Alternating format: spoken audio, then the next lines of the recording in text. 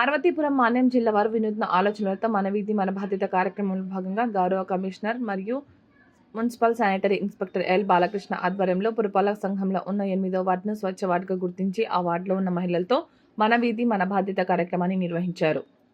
తమ ఇంటి నుండి వచ్చిన వ్యర్థాలను ఆరుబయట కాలంలో పడేయకుండా తమ ఇంటికి వచ్చిన పారిశుద్ధ్య కార్మికునికి తడి చెత్త, పొడి చెత్త మరియు ప్రమాదకరమైన చెత్తలను వేరు చేసి అందించాలని, తమ ఇంటి పరిసరాలను పరిశుభ్రంగా ఉంచుకుంటూ తమ వీధులను స్వచ్ఛ వీధులుగా, స్వచ్ఛ వార్డుగా తీర్చిదిద్దడానికి స్థానిక ప్రజలు సహకరించాలని అవగాహన కల్పించడం జరిగింది.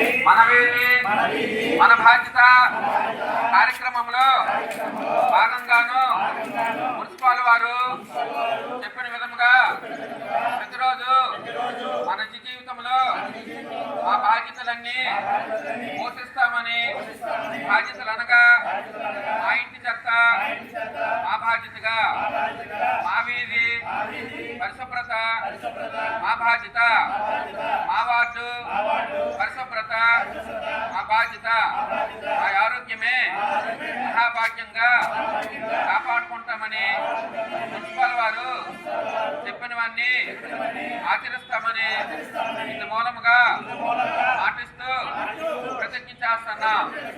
జై స్వచ్ఛ భారత్, జై స్వచ్ఛ సాలు, జై క్యాన్సర్ వస్తుందని ఆ విషయానికి ఫ్రైడే విషయాన్ని మన శ్రీరామ్ గారు మాట్లాడవలసిందిగా కోరుతుంది. ఏంటి శుభ్రపరచుకోవాలి, ఎలా శుభ్రపరచుకోవాలి ఆయన మాట్లాడు.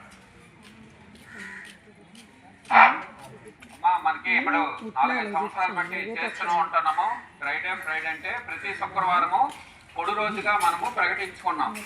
ఆ పొడి రోజు ఉద్దేశం ఏంటంటే మన ఇంట్లోని గోళాలన్నీ శుభ్రంగా కడిగేసి ఎండ తగిలేటట్టుగా గోళాలు, కుండీలు అన్ని ఖాళీ చేసి ఉంచాలి. అలాగే బిందులు, బకెట్లు, చిన్న చిన్న టబ్బులు, చిన్న డస్ట్బిన్లో నీరు ఎక్కువగా పట్టి ఉంచుతారు.